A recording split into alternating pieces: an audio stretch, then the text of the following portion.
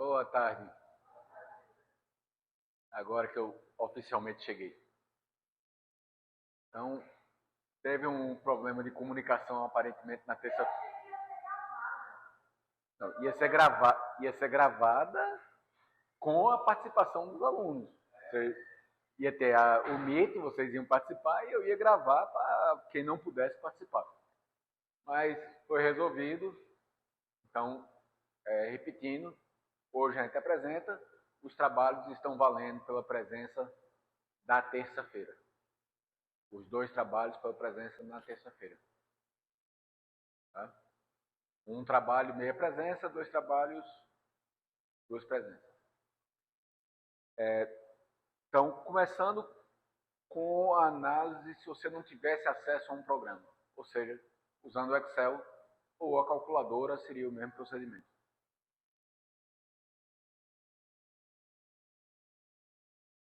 O que é que nós fazemos? Como em qualquer análise de variância, o procedimento é desdobrar a variação, entre os componentes do modelo. No DIC, o único componente conhecido era o tratamento e o resíduo era calculado por diferença. No blocos, nós temos 2 componentes que nós podemos calcular diretamente, tratamentos de blocos, e o acaso, que é a diferença do total para esses 2.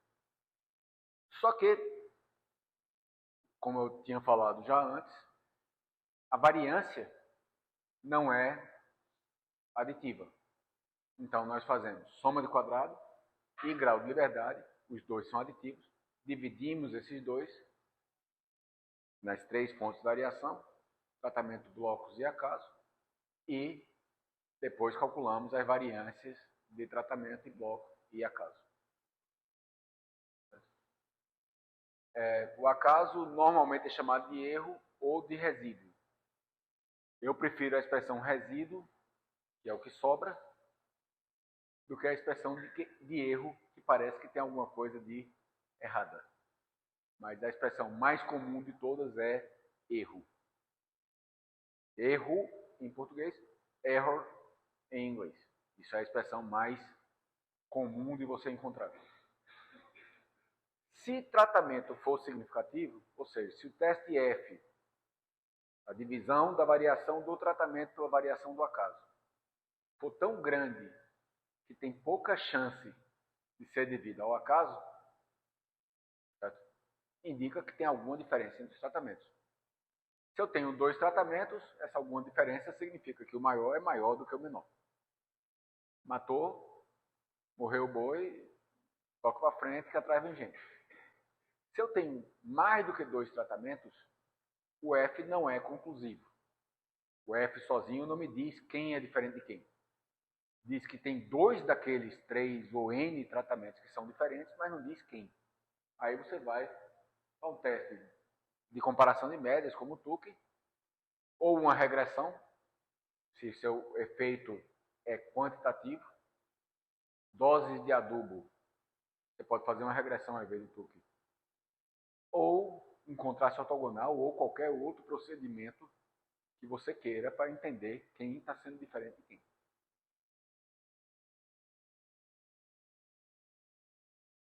Como é que é o esquema da análise variância? Nós temos 3 fontes de variação, 2 conhecidas e uma desconhecida, tratamento, blocos e resíduo, acaso ou erro, é desconhecido esse aqui, eu não calculo diretamente, que juntas dão um total.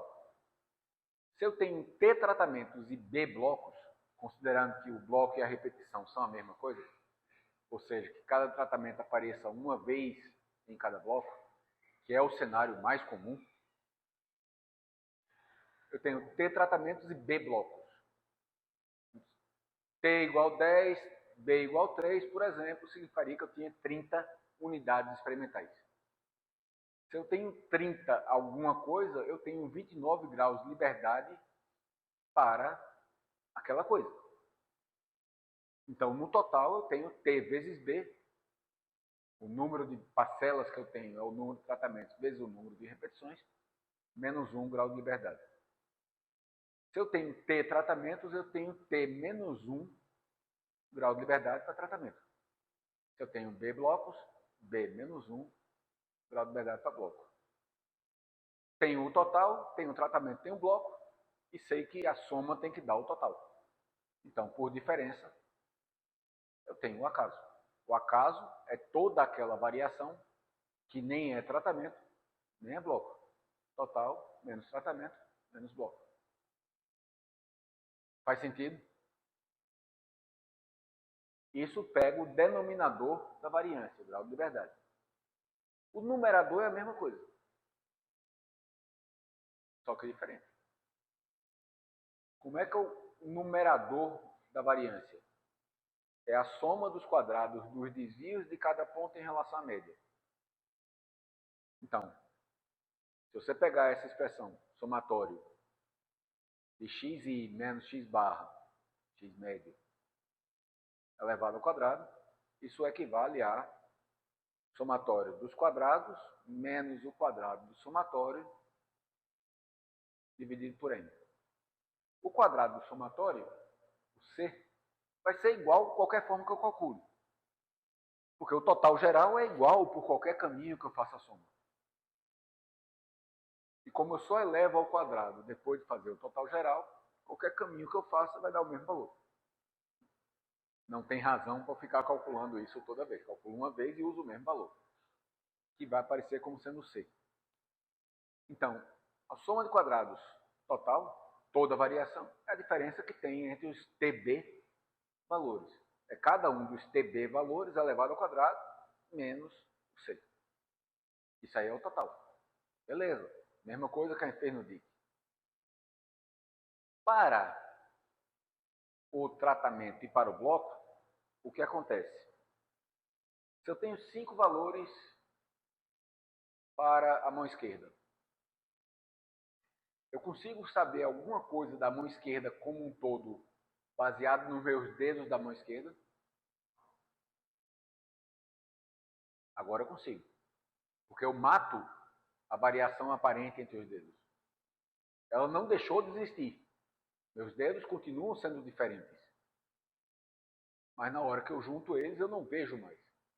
Então, ao somatório do quadrado de tratamentos, o que é que eu vou fazer? Somo todas as parcelas que tem cada um dos tratamentos. E isso é que eu vou levar ao quadrado. Correto? Para blocos, a mesma coisa. Se os blocos são as posições dos dedos, eu junto todos os polegares, junto todos os indicadores, maior de todos, anelar, mediano.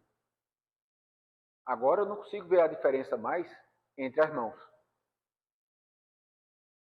Porque estão juntos. Não deixou de existir, mas eu não vejo mais.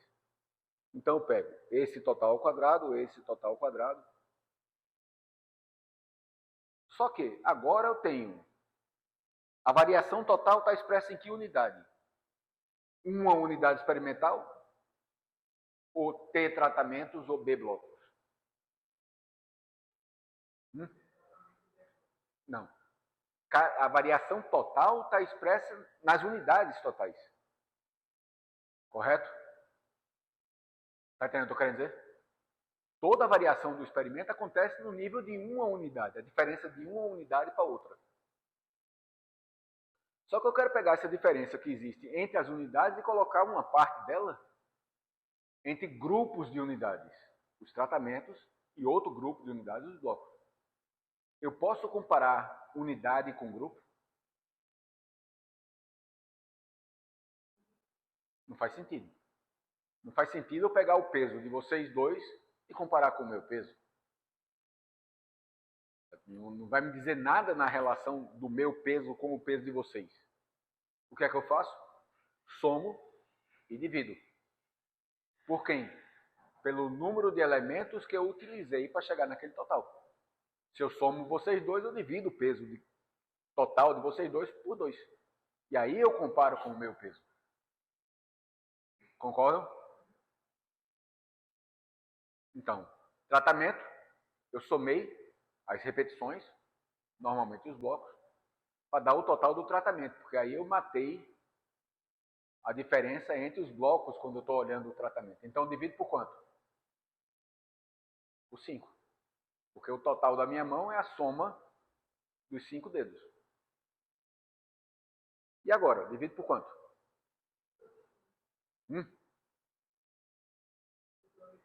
Por 2. Porque eu tenho 2 polegares. Se eu usei 2 polegares para dar o total do efeito polegar, eu vou dividir por 2. Se eu usei 5 dedos para dar o total do efeito mão direita, eu divido por 5. Faz sentido? Então o que é que a gente faz?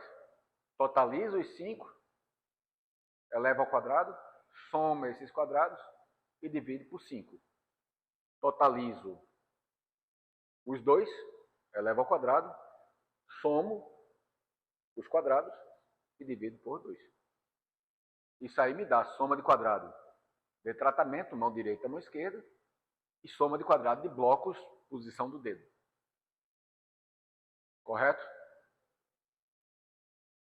Tenho a variação total, tenho a variação de tratamento, tenho a variação de blocos, por diferença. A única coisa que eu não sei ainda qual é o resíduo.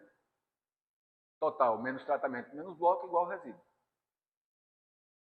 Está fazendo sentido? Já fiz o grau de liberdade, tenho a soma de quadrados, agora é o quadrado médio. Que é a mesma coisa da variância. Soma de quadrado dividido pelo grau de liberdade. Só não vai fazer soma de quadrado de bloco dividido pelo grau de liberdade de tratamento, tá? Divida Jesus, cuscuz com cuscuz. Tratamento por tratamento, bloco por bloco, resíduo por resíduo. Tenho os quadrados médios. Qual é o próximo passo? Fazer o teste F. O que é o F? É uma divisão, é uma razão entre tratamento e resíduo. Pode fazer para bloco? Pode. Você pode querer ver se a variação entre os blocos é maior do que aquela explicada pelo acaso. É a mesma lógica. Bloco, quadrado médio de bloco, dividido por quadrado médio do resíduo. Esse valor, F, é quantas vezes maior a variação devido ao tratamento é do que a variação do acaso. Concordam? Pela fórmula. Se o F é igual a 1, quer dizer o quê?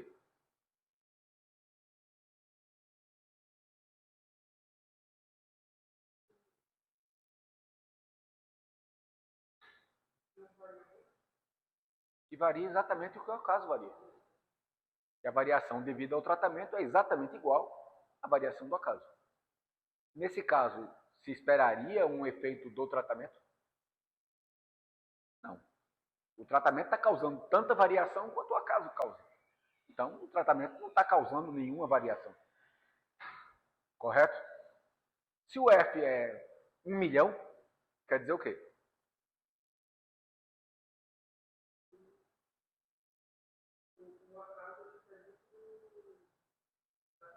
Quer dizer que a variação devido ao tratamento é 1 milhão de vezes maior do que a do acaso. Dificilmente isso vai acontecer somente devido ao acaso. Você tem uma confiança muito grande que os tratamentos estão causando uma variação maior do que o acaso explicaria. E se o F for 5? É 5 vezes maior do que o acaso. Mas será que esse valor não pode acontecer somente devido ao acaso? Pode. Aí é que você entra com aquela última coluna ali. Aquela fórmula no Excel de F. Quer dizer, é uma fórmula que vai calcular qual a chance daquele F que você calculou acontecer somente devido ao acaso. Se você repetisse aquele experimento 1 zilhão de vezes, qual a proporção que você encontraria um F daquele tamanho somente devido ao acaso? Quanto maior for o F, menos provável de acontecer devido ao acaso. É muito mais provável um F de 1.1 somente devido ao acaso que um F de 2. Um F de 2 do que um F de 3. E ali vai te dar qual é a chance daquele F que você calculou acontecer somente devido ao acaso. Se essa chance é pequena, quer dizer que é pouco provável que seja devido ao acaso. O valor típico que nós queremos é 5%, ou menor. O valor do F, não. Ele pode ser zero arredondado. Certo? Ele pode se aproximar de zero. Porque para o F ser zero, vamos pegar o... Hã? Não. Se o acaso não existisse, o F seria infinito. Para o F ser zero, o F é uma divisão. O divisor, a variação do acaso, pode ser zero matematicamente? Matematicamente não pode, porque você não pode dividir por zero. Certo? Então, se der zero no quadrado médio do acaso, você não consegue calcular o F. Você não pode dividir um valor por zero. Coloque no Excel e ele vai dizer erro. Divisão por zero. É matematicamente impossível. E logicamente impossível também. Porque implicaria não existir nenhuma variação do acaso. O que não existe. Não existe não existir variação do acaso. Sempre vai existir. Pode existir pouca, mas alguma vai existir. Então, o divisor não pode ser zero. A única forma de encontrar zero seria o numerador ser zero. Ou seja, não haver nenhuma diferença entre os tratamentos. Nenhuma. Todos os tratamentos teriam exatamente o mesmo valor. O F, os tratamentos não causaram nenhuma variação. É possível? É. Mas é muito pouco provável também. Agora, valor de F abaixo de 1, aí é comum. Aí é uma coisa que não tem nada de... O ideal seria o valor de F abaixo de 1, no caso de 1. Quanto maior o valor... Primeiro, o ideal não existe. Porque o ideal... Porque você admitir um ideal significa que você tem um resultado ruim e um resultado bom. E não existe resultado ruim e bom. Existe resultado. Não tem... Todo resultado retrata a realidade. Se você fez um experimento com aqueles tratamentos, é que você esperava, você achava, tinha uma razão, esperava no sentido de achava, que tinha uma razão para aquilo ali causar variação. Se não existe variação, é porque a sua lógica estava errada e isso é uma informação. Ok? Então vamos tirar a parte ideal daí, porque leva a um julgamento de valor. Mas quanto maior o valor de F, mais provável que aqueles seus tratamentos expliquem o que está acontecendo. Menos provável que tenha acontecido somente devido ao acaso. Eu não tenho, pessoalmente, nenhum problema com o acaso, com a variação devido aos tratamentos serem pequenas. Acontece. O meu problema é quando o F é grande, não porque a diferença entre os tratamentos é pequena, mas porque a variação do acaso, o F é pequeno, perdão, não porque a diferença entre os tratamentos é pequena, mas porque a variação do acaso é grande. Isso é um problema porque significa que você não sabe se não tem efeito ou se simplesmente você não viu porque estava com os dados sujos. Quando varia muito devido ao acaso, você não consegue entender o que aconteceu. Não teve diferença porque a biologia não tem diferença, a química não tem diferença, a física não tem diferença. Ou não teve diferença porque o experimento foi conduzido com problemas, teve variação demais e eu não consigo ver a diferença. O problema de F baixo é esse. Se o F é baixo porque os tratamentos têm pouca diferença, tranquilo. Não respondeu ao nitrogênio. Tá, então o nitrogênio não é o limitante. Nada demais. Aí você vai procurar entender por que o nitrogênio não é limitante. Faltou água? O material genético não tem alta, não consegue responder a nitrogênio? Está faltando fósforo? Está faltando o esporte ganhar? Isso aí realmente está faltando? Mas vai ter, você vai entender, procurar entender como o esporte não ganhar porcaria nenhuma esse ano, fora o campeonato pernambucano. vai afetar a resposta ao nitrogênio. A planta é uma torcedora ferrinha do esporte e está de mau humor porque a gente está fazendo a pior campanha, pelo menos não é a pior, ainda é a pior campanha do Pernambucano, não? Ou a gente já passou do Náutico?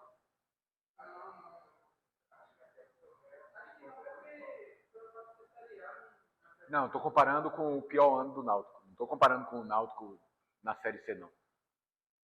Até pouco tempo atrás a gente era a pior campanha do Nordeste, historicamente. Mas a do Nordeste a gente já não é mais a pior do Brasil. O Chapecoense já foi pior do que a gente um ano. E eu acho que a gente está menos ruim do que o América do Natal no ano que foi pior. Agora, não sei se a gente está melhor do que o Náutico no pior ano. Pelo menos isso, não ser o pior pernambucano na história. Mas voltando para cá. Então, não, você encontrou uma razão fisiológica porque o nitrogênio não respondeu. Beleza. Se faz sentido ser torcedor do esporte ou não, é outra história. Mas você encontrou uma razão lá qualquer. Agora, quando não consegue ver porque os dados estão muito sujos, está um CV de 50%, de 60%, de 70%, numa variável que deveria variar pouco, aí você não podia ter diferenças grandes e não ia conseguir ver. Então, o problema é nesse caso. Fora isso, quanto maior o F, mais os seus tratamentos causaram variação. Tá ok?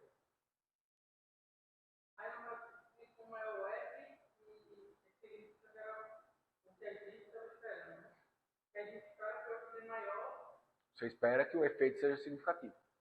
Se você estudou aqueles tratamentos, é porque você acha que aqueles tratamentos causam variação. A sua lógica estava coerente. Tranquilo? E aí você tem qual é a chance daquilo acontecer.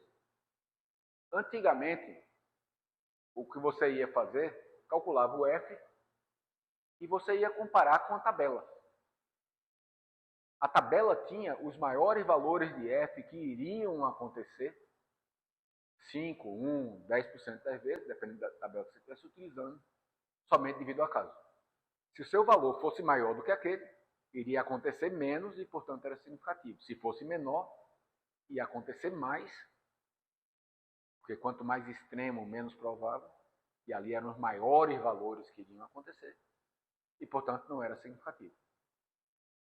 Hoje em dia, você usa a função do Excel, da planilha do Google, da planilha do Open, qualquer planilha vai ter essa função, e vai te dar qual é a chance exata daquele seu F acontecer.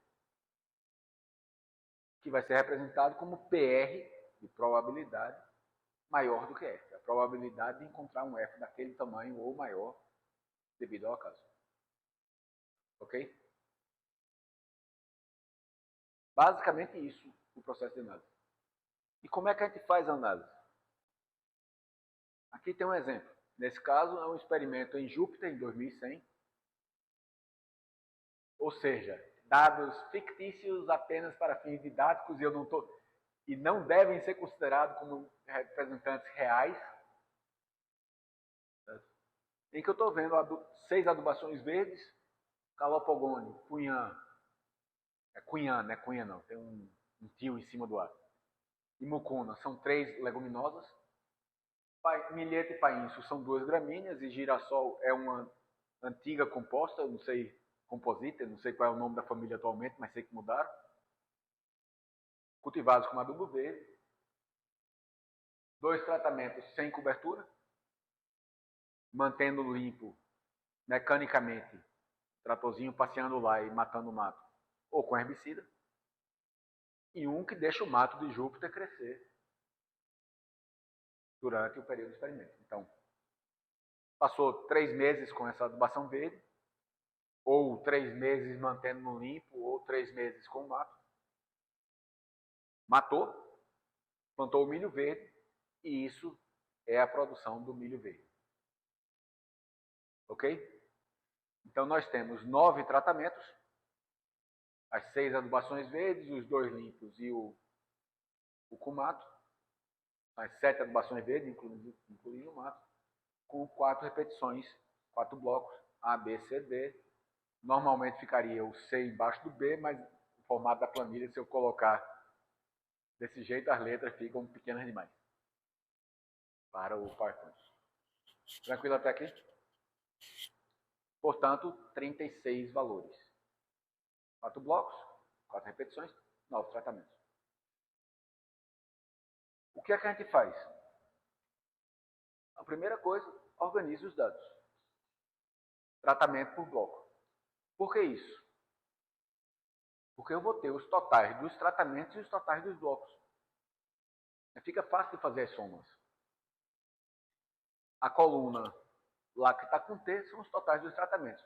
Bloco 1, mais bloco 2, mais bloco 3, mais bloco 4. E a linha azul escuro embaixo, B, são os totais dos blocos. A soma dos tratamentos e a soma dos blocos tem que ser igual. Se não for, você errou na conta. Então você já tem como checar se os seus totais estão corretos. E você já tem os valores que vai usar para a soma de quadrado. Então isso economiza um passo. Isso admitindo que você seja masoquista, mas não tanto. É masoquista porque está fazendo sem usar um programa de estatística. Mas não tanto que está querendo facilitar a sua vida, ao invés de ter que sair catando quem é quem cada vez. Então, masoquista leve. Tá ok até aqui, gente? E agora, fazer as contas. Pega os valores e substitui na fórmula. Então, o C é o total geral, elevado ao quadrado, dividido por RT, ou bloco T, dá aquele número em vermelho ali. A soma de quadrado total, cada um dos 36 valores elevado ao quadrado, eleva ao quadrado primeiro, soma depois, porque a ordem das operações é potência, raiz, depois multiplicação, divisão, depois soma e subtração. Então, primeiro eleva ao quadrado, depois soma. Tira o C e dá esse outro valor aí de 340.772, alguma coisa. Ok? Soma de quadrado de tratamento é cada um dos 9 totais. Tratamento 1 ao quadrado, mais tratamento 2 ao quadrado, mais tratamento 3, mais tratamento 9 ao quadrado. Dividido por 4, porque cada um desses totais veio de 4, menos C, e dá aquele 70 milhões e 37 mil e qualquer coisa. Certo? Somatório de quadrado de bloco. Somatório de quadrado de bloco.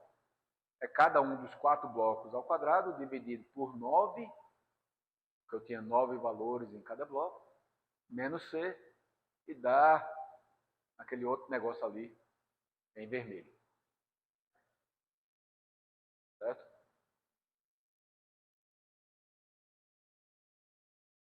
Novos tratamentos, 8 graus de liberdade para tratamento. 4 blocos, 3 graus de liberdade para bloco. 9 vezes 4, 36. 35 graus de liberdade. Totais. Correto? 35 menos 9, 26. Menos 8, perdão. 35 menos 8, que são 8 graus de liberdade. 27 menos 3, 24. Matou grau de liberdade. Soma de quadrado, copia aqueles valores de lá e faz a diferença para dar o resíduo. Quadrado médio, soma de quadrado de tratamento dividido por grau de liberdade de tratamento. Poderia fazer para bloco, mas não traz nenhuma informação. A função do bloco é reduzir a variação do acaso somente. Então não estou interessado no efeito dos blocos, normalmente. Mas eu preciso dele para poder reduzir o acaso. E resíduo, soma de quadrado de resíduo, dividido por grau de liberdade do resíduo, dá aquelas duas belezuras ali. 8.750.000, qualquer coisa. Quadrado médio de tratamento. 450 mil quadrado médio do resíduo. Divido os dois, o F dá 19,47. Ou seja, a variação devido aos tratamentos é mais de 19 vezes maior do que aquela devido ao acaso. Usa aquela fórmula e encontra 9,86 vezes 10 elevado a menos 9. Menos 0,9 significa 10 elevado a menos 9 na notação científica. Ok? Ou seja, eu teria que fazer esse experimento 1 milhão de vezes. 10 elevado a 9 é 1 milhão. Para, em 10 delas, encontrar um F de 19,47 somente devido ao acaso. Isso é que o PR significa. Tá? Eu teria que fazer esse experimento 1 milhão de vezes. 1 milhão não é de graça, porque é 10 elevado a 9. Ou menos 9. 1 milhão de vezes. Para em 9,86 vezes, ou seja, menos de 10 vezes, encontrar um F desse tamanho somente devido ao acaso. É possível que esse F tenha acontecido devido ao acaso? É. É provável que esse F tenha acontecido devido ao acaso? Não. Você não tem certeza que não é devido ao acaso. Pode acontecer. Essa chance é maior do que a chance de ganhar na Mega Sena. Mas se ganha na Mega Sena. Eu nunca ganhei, mas se ganha. Não é isso? Então, coisas improváveis acontecem. Mas você vai gastar o dinheiro da Mega Sena porque você comprou um bilhete. Você vai gastar o dinheiro da Mega Sena de amanhã porque você comprou um bilhete? Não, né? Pelo menos não deveria. Não seria prudente em termos de saúde financeira você passar um cheque ou usar o cartão de crédito, o limite do cartão de crédito, porque você vai, segunda-feira você vai na caixa sacar o dinheiro da Mega Sena. Ninguém faz isso. Nem a pessoa mais esperançosa do mundo faz isso. Então, você tem uma boa confiança que não foi devido ao acaso. Certo? Porque a chance de ser devido ao acaso é tão pequena que dá basicamente para você desconsiderar. O que é uma chance pequena? Tipicamente menos do que 5%. Que é o nível de significância que a gente costuma utilizar. 5% é 0,05. Significa que eu teria que fazer o experimento 100 vezes para em 5 encontrar um F daquele tamanho somente devido ao acaso. Conferiu, gente? A lógica. Ok, eu tenho 9 tratamentos e sei que tem alguém diferente. E daí? Quem? Nesse momento, Deus sabe, Nosso Senhor desconfia. Eu não tenho informação ainda. Eu sei que tem alguém diferente de alguém. Quem? Eu não sei. Pode ser que os 9 sejam diferentes. Pode ser que o maior seja diferente do menor e o pessoal do meio todo não seja diferente. Nem do maior, nem do menor. Até agora, eu não sei. Como é que eu vou saber? Nesse caso, eu testo em Tucker.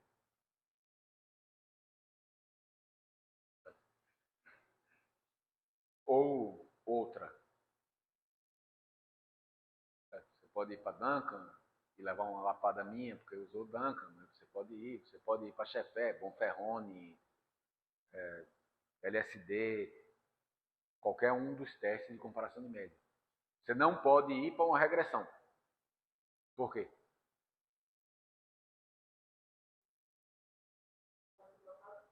Não. Vocês já estudaram regressão. Ou pelo menos já é um assunto no nosso passado. Se estudaram ou não é outra história, mas já é do passado.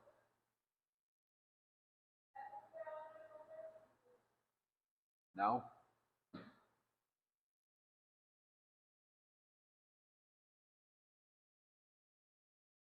O que é uma regressão?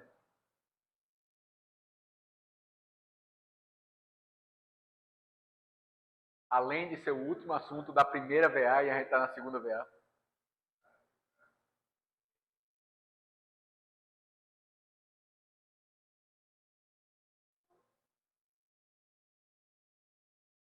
Eu acho que eu vou voltar lá no cigarro e mudar umas notas. Uma regressão é uma equação que eu construo com base em duas variáveis, duas ou mais variáveis. Uma explicatória, o tratamento, e outra explicada, o y, a produtividade. Eu posso fazer uma equação com variáveis descontínuas? Não. Eu não posso criar uma equação saindo de milho para milheto. Então, eu não posso usar regressão nesse caso, porque o meu x, meu tratamento, não é adequado para uma regressão.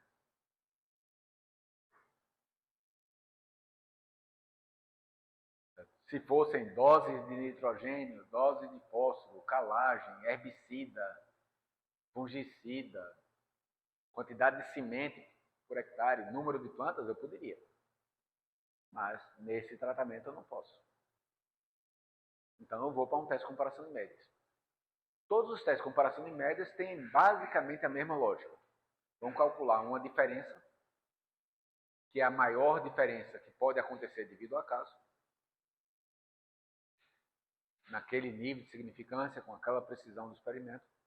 E aí cada teste tem uma forma de calcular isso diferente. É o que diferencia os testes. E vou comparar a diferença entre dois tratamentos com aquela diferença. Se a diferença entre dois tratamentos for maior do que aquela maior diferença, é menos provável de acontecer devido ao acaso. Eu afirmo que os tratamentos são diferentes.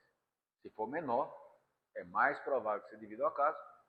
Eu afirmo que os tratamentos não são significativamente diferentes. Não quer dizer que sejam iguais. Quer dizer que a diferença poderia ser explicada pelo acaso. Calculo as médias, total do tratamento pelo número de repetições, e organizo essas médias em ordem decrescente para facilitar a minha vida. Teoricamente, eu poderia simplesmente sair comparando, pegando quem é quem, mas vai complicar muito ver quem eu tenho que comparar. Começa pelo maior, mucuna, compara com o segundo maior, etc, etc, até comparar todo mundo. Onde a diferença for maior do que o delta, a diferença é significativa, letras diferentes. Onde não for maior, não significativa, letras não diferentes. Então, da mucuna para o calopogônio, a diferença é 423 e troquinho, que é menor do que o delta que foi calculado em 1500. Então, mucuna e calopogônio não são diferentes. Letra A, letra A. Continua com a mucuna, mucuna cunhã, também não diferentes. AA, mucuna girassol, continua a ser uma diferença menor do que delta, continua com letra A. Mucuna herbicida, a diferença já é maior do que delta. Então, herbicida é diferente da mucuna. Diferente, letra diferente. Eu estava com A, passo para o B. Eu sei que o herbicida é diferente da mucuna, eu sei que a mucuna não é diferente do calopogônio, mas eu não sei qual é o relacionamento entre calopogônio e herbicida. Comparo o calopogônio com o herbicida. A diferença de 8.441 para 6.566 é 1.800 e qualquer coisa, que é maior do que delta, portanto, o calopogônio é diferente do herbicida. Já era A, calopogônio, B, herbicida, não preciso fazer nada, porque eu já estou dizendo que eles são diferentes. Sai do calopogônio, vou para cunhã, 7.597 menos 6.566 é 1.000, 1.000 e troquinho, menos do que 1.500, portanto, a cunhã não é diferente do herbicida. Eu não posso dar o A da cunhã para o herbicida, porque eu estaria dizendo que ele não é diferente da mucuna e do calopogônio, que eu já sei que ele é diferente. Então, eu dou o B do herbicida para a cunhã. A cunhã fica AB. E continuo com ela com o limpo, não diferente, limpo recebe B, polpa inso, não diferente, continua com B, com o milheto, diferente, o milheto é C. Segue o processo até acabar a última comparação. Certo? Então, mucuna é A, calopogônia é A, cunhã AB, girassol AB, herbicida BC, limpo BC, painço BC, milheto C e mato B. Tranquilo? Finalmente, transforma isso em tabelas ou figuras. A tabela não precisa ter somente uma variável. Você pode ter lá várias variáveis diferentes na mesma tabela. A figura você precisa ter porque a figura tem um eixo. Certo? Nunca organize em função das médias. Por quê?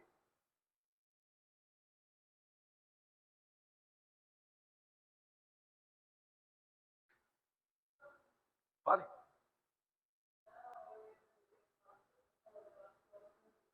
Hã? Certo, mas por que você não deve organizar?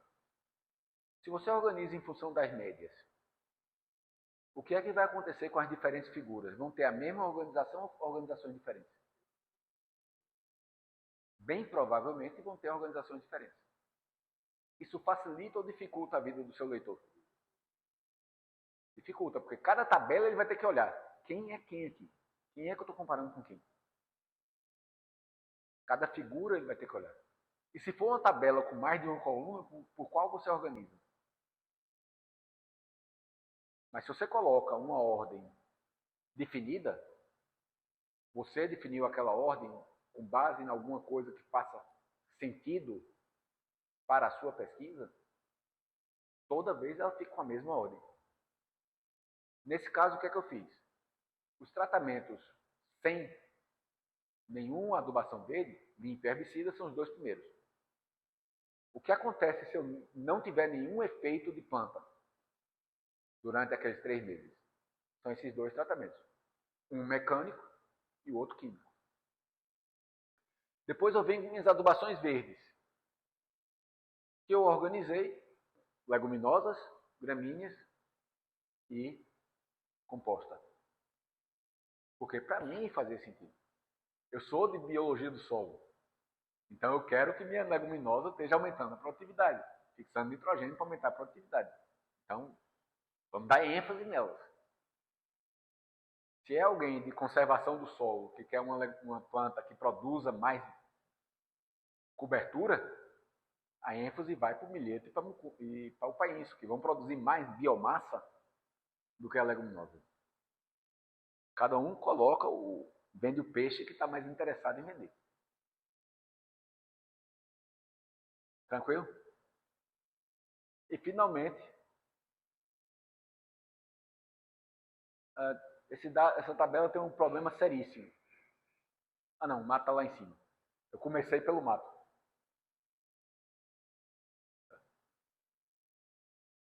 Porque eu quis começar pelo mato. Aquela lógica que eu estava usando terminou de quebrar quando eu comecei pelo mato. Mas eu tenho alguma coisa que eu decidi usar e eu vou usar essa coisa de forma consistente. Toda tabela, toda figura minha vai ter aquela mesma ordem. E a gente não precisa dizer por que é que escolheu a ordem não. Certo? Isso aí é merchandising. Você escolhe a ordem que você acha que vai ser mais interessante para vender sua história, mas você não vai dizer, olha, eu estou chamando a atenção desses tratamentos aqui não, tá? Tranquilo? Sempre, toda figura, toda tabela, mesma ordem. Se você usar cores para separar tratamentos, as mesmas cores. E sempre autoexplicativa. Eu tenho que olhar a tabela, saber, olha, eu estou falando de produtividade de milho depois da adubação verde, foi em Júpiter, foi em 2100, e eu tenho que saber que foi o teste de Tucker no 5%. Valores em uma mesma coluna, seguidos por letras idênticas, não diferem entre si ao nível de 5% do teste de Tucker. Se a letra aparece e eu não digo isso, o leitor fica, qual foi o nível de significância? Qual foi o teste que foi usado? Ah, mas está no material e métodos. Mas aí você força o leitor a ter que ir lá no material e métodos, olhar. A sua função é facilitar a vida do leitor. Você não quer complicar a vida do leitor, você quer facilitar. Tranquilo? E acabou. Como diriam em inglês, rinse and repeat. Faça de novo. Para matéria seca das raízes, para número de espigas, para as variáveis que você tiver. Mesmo procedimento. Tranquilo? Isso liquida a análise manual.